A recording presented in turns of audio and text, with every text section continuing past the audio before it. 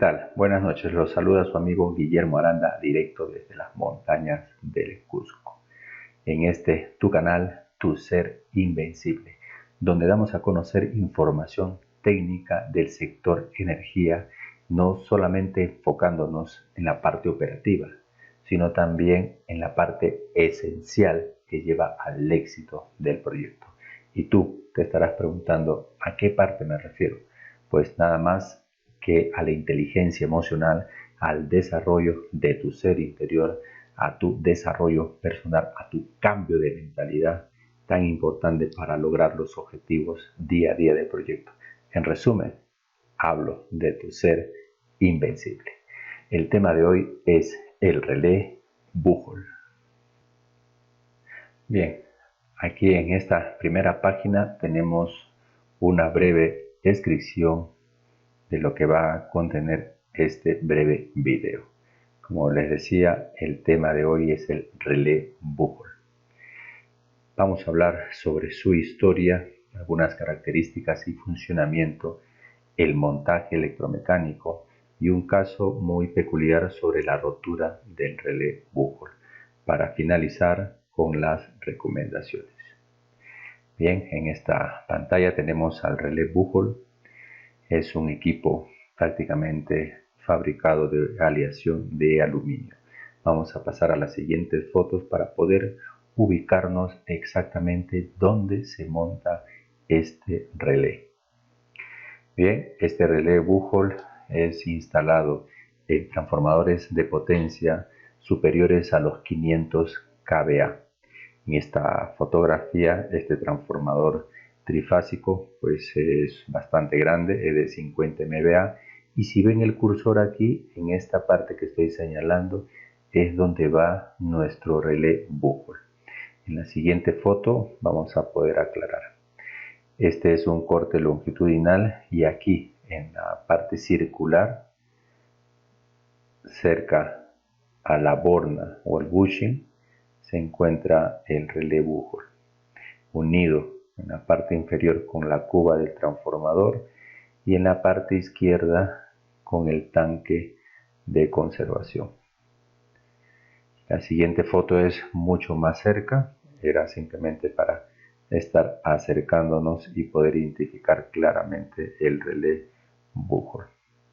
Esta es una foto ya real, se ve aquí el relé, como les decía, en la parte inferior la base de la cuba, la parte superior de la cuba, y esta tubería que va hacia el tanque de conservación. Perfecto. Vamos a hablar un poco de su historia. Este dispositivo fue desarrollado en el año de 1921 por el ingeniero alemán Max Buchholz. ¿Qué podemos decir aparte del ingeniero Max Buchholz? Bueno, nació un 13 de febrero del año de 1875. Estudió en la Escuela Técnica de Ingenieros de Berlín. Una vez egresado, pasó a trabajar a la empresa Siemens. Posteriormente se retiró de Siemens y pasó a trabajar a la Compañía Naval de Berlín. En 1914 explotó la Primera Guerra Mundial, una guerra nefasta con más de 9 millones de soldados muertos, 7 millones de civiles también fallecidos y 20 millones de heridos. En el año de 1917, el ingeniero alemán Max Buchholz se da de baja y retoma sus investigaciones y su desarrollo en el campo de la electrotecnia. En 1928 crea su empresa Max Buchholz AG, en la cual le da mayor garantía a sus inventos que fueron desarrollados años atrás. Las empresas como la empresa alemana AEG y la empresa BBC de Suiza son las empresas encargadas en difundir este relé y haciéndolo conocer a nivel mundial. Cabe recordar que la empresa BBC de Suiza en el año de 1988 se une a la empresa sueca ASEA y forman el conglomerado más conocido como ABB. Alguna nota adicional del ingeniero Max Buchholz es que tuvo alrededor de 350 patentes, pero fue sin duda su relé Buchholz el que logró mayor fama en el mundo de la electrotecnia. Bien, una vez que hemos pasado algo de la historia, vamos a avanzar un poco con su descripción. En la siguiente foto vemos al relé. Vamos a activar el cursor, ¿ok? Y los elementos más significativos son prácticamente la caja de bornas. Aquí llegará el cable que se lleva la alarma y se lleva la apertura del transformador. También tenemos los flotadores, tanto superior como inferior. Tenemos el grifo de descarga, o también es para poder purgar al relé. Y aquí hay algo muy especial, hay una botonera que es importante tener cuidado, que en la etapa de transporte viene un bloqueo para evitar que estos flotadores estén en constante movimiento en el transporte. Bien, la parte de aquí, en la parte inferior, tenemos el conducto que va hacia el lado del transformador, la cuba, y en el lado derecho que se va al tanque conservador. Perfecto. Bueno, algunas características del relé Buchholz es que este relé reacciona a perturbaciones tales como la formación de gas, pérdidas y corrientes demasiado fuertes del fluido aislante. Estamos hablando del aceite dieléctrico.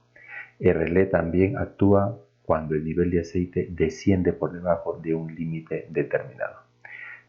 No olvidar las bolsas de aire que a veces se quedan en la etapa de montaje, y es por eso que es muy importante purgar el relé.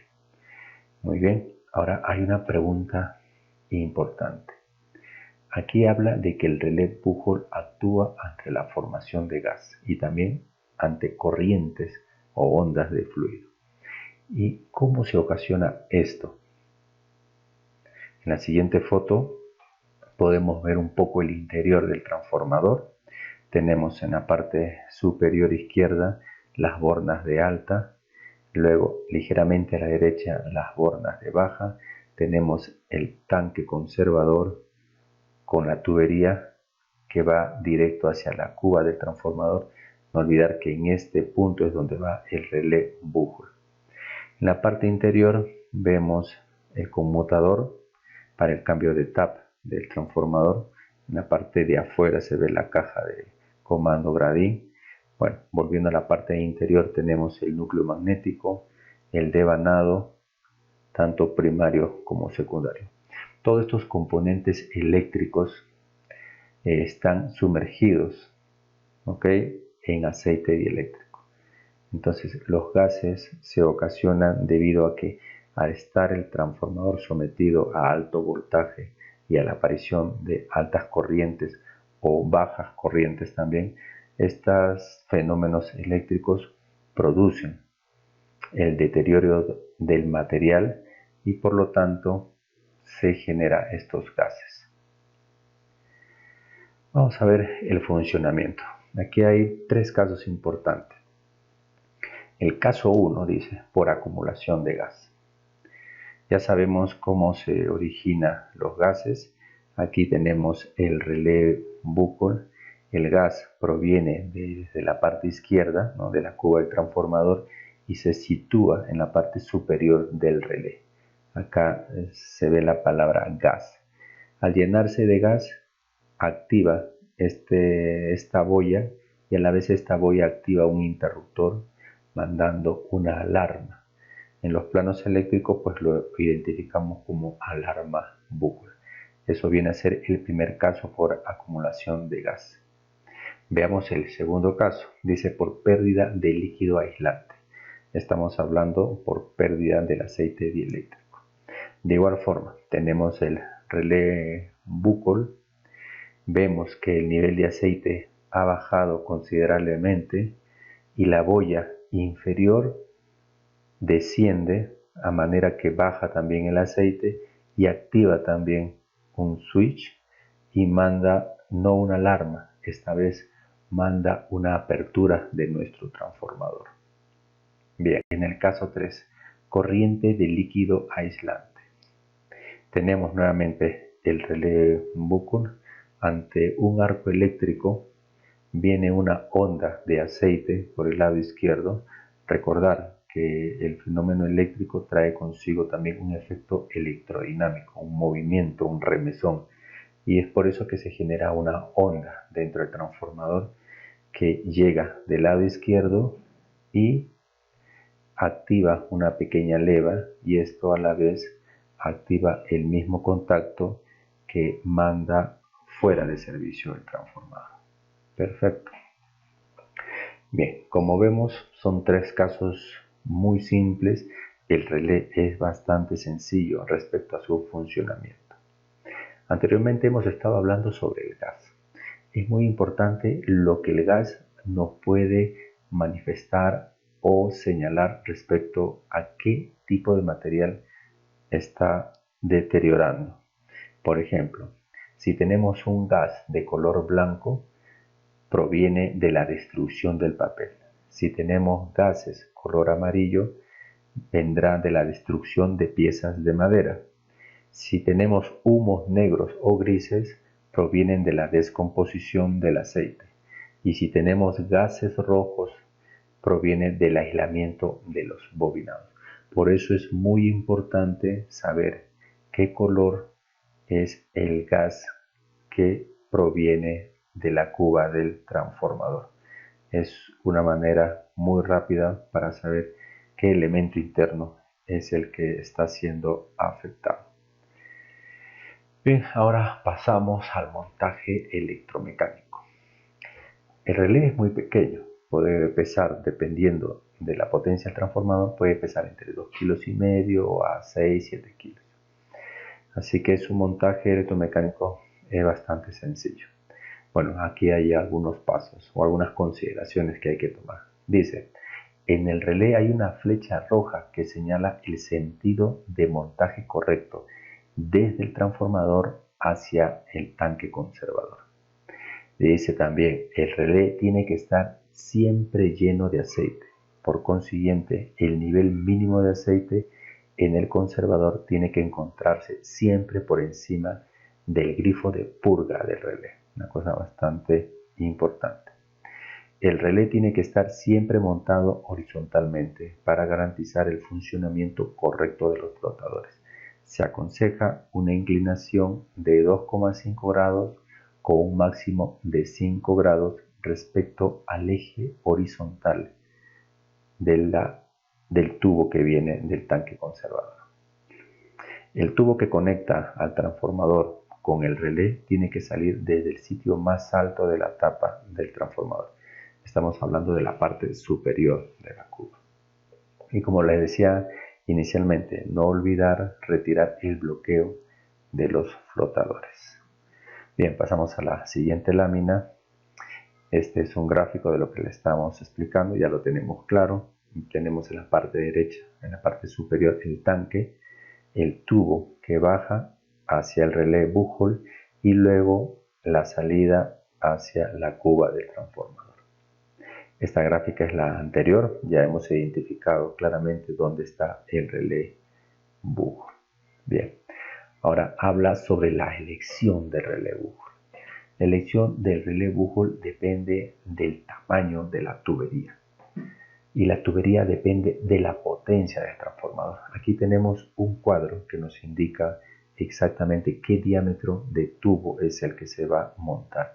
Por ejemplo, un transformador de potencia hasta 5 MVA utilizará un tubo cuyo diámetro es de 25 milímetros. Así, de manera continua, tenemos hasta llegar a más allá de 50 MVA. Para este caso, el diámetro nominal del tubo es de 100 milímetros.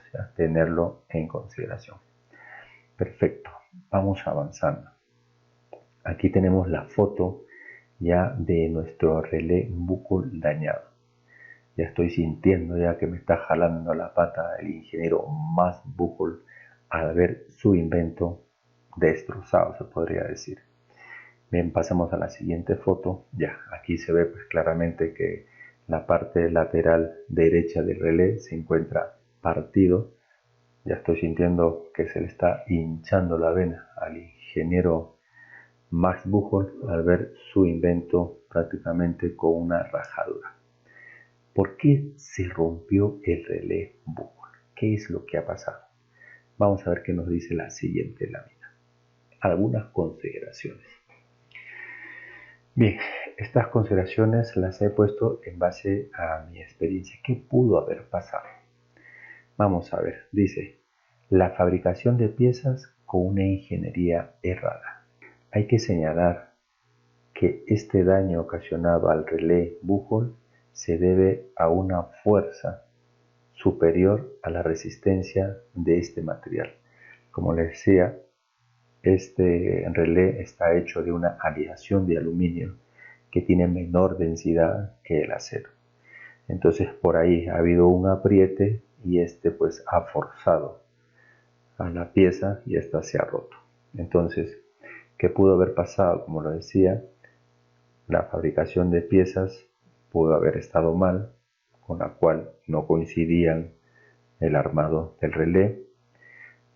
También es posible que se nos haya escapado en la etapa de prearmado en el taller. No siempre se presenta, se prearma los equipos y se marca. Puede ser que no lo hayan hecho. También que hayan llegado piezas equivocadas que corresponden a otro transformador, a otro proyecto. Es posible. Evidentemente no se revisó los procedimientos de montaje, falta el checklist de montaje, se suma la inexperiencia del técnico montador, la inexperiencia también del ingeniero residente, la inexperiencia del inspector de calidad. También pudo haber ocurrido de que no se llevó una herramienta de verificación de nivel, ¿no? Una especie de láser. Actualmente hay unos flexómetros que tienen un láser y que nos ayuda pues a tener una nivelación horizontal. Y evidentemente la desconcentración del personal. Como se dice, el cuerpo estaba en la obra, pero su mente estaba en la luna de Paita. Bien, estas son algunas consideraciones. Ahora vamos a hacer alguna reflexión de cómo podemos haber evitado esta rotura. Bien, en este caso del relé Buchholz dañado, lo único que nos queda es pedir una nueva pieza, un nuevo relé al proveedor para poder reemplazarlo y tomar acción en esas tuberías que han estado no alineadas. Habrá que cortarlas, habrá que presentarlas, habrá que hacer algún apuntalamiento de soldadura y luego llevarlo a un taller para la soldadura homologada. No olvidar. Bien. Ok, una recomendación final. ¿Qué ha pasado? ¿Cuál es la reflexión de este suceso? Para empezar, tú sabes lo que ha pasado. Yo no vengo a enseñarte nada. Ya lo dice Galileo Galilei en el siglo XVII. Al ser humano no se le puede enseñar nada, pero sí se le puede ayudar a descubrir la verdad que está en su interior. Así que no lo digo yo, lo dicen hace muchos años. Para empezar, está claro que el encargado de montaje no ha hecho sus labores respecto al reconocimiento de los procedimientos de un checklist. Eso lo pudo haber hecho un día antes o durante la semana o quizás en el mismo día durante el desayuno mientras se tomaba un café, revisaba la documentación y tranquilamente hubiese llegado algunos tics que en su momento no le tomó importancia. Bien, basta ya de decir que has montado miles de equipos. Eso no funciona. Cada equipo es un proyecto nuevo, es un reto a cumplir. Entonces, olvídate de que montaste muchos equipos. En resumen, hay que tener un poco de humildad. Bien, hay que tener en cuenta que cuando uno está montando y está acostumbrado ya a dar el par de apriete, uno se da cuenta de que está forzando el material. No hay manera de que no te des cuenta, a menos que sea pues tu primer equipo. Hay una nota muy especial. El par de apriete que se da no depende de la dureza del tornillo, sino que depende de la dureza del material. ¿Okay? Así que eso hay que tenerlo en cuenta. Estas cosas yo se lo repito a los supervisores, pero hay algunos pues que no entienden esta parte. Así que hay que tener en cuenta el par de apriete. Bien. Ahora, es importante también el proceso de observación. Entonces, no sé si ustedes han visto a los Thundercats en esa parte que Leo nos saca su espada del augurio y quiere ver más allá de lo evidente. Pues eso tenemos que hacer también nosotros, poder ver más allá de lo evidente. Hay que ser observadores, hay que buscar la tranquilidad, hay que imaginarse cómo vas a montar tu equipo. Con ello estoy seguro que vas a vislumbrar cosas muy importantes para evitar que te sucedan cosas como esta. ¿Okay? Otra consideración que les decía anteriormente, hay que tener en cuenta que el relé bucol está hecho de una aleación de aluminio. Por lo tanto, su densidad, es decir, su dureza, es mucho menor que el tubo de acero que va a ambos extremos. Eso es importante que tengan en consideración. Quiero recalcar que la concentración, la visualización en el campo, una vez que estás listo para montar, tú ves la verticalidad o ves la parte de la horizontabilidad. Lo ves a simple vista. No hay forma que te equivoques. Y si te falta algo, pues coge una plomada. No tienes plomada porque te olvidaste. Coge un cordel, le amarras una arandela y presentas adecuadamente la parte vertical del tubo. O sea, hay maneras de dar solución. No era recomendable. Se supone que va con todos los equipos. Pero a lo que voy es que esas cosas se ven de manera visual, de manera muy sencilla. Lo que ha pasado aquí es por una falta de concentración. Bien, hemos llegado a la parte final del video. Espero que esta información te haya sido útil. Si es así, no te olvides de dar like para poder sobrevivir y no te olvides de suscribirte para recibir nuestro próximo video. Que Dios te bendiga a tu ser invencible. Guillermo Aranda, desde el Cusco.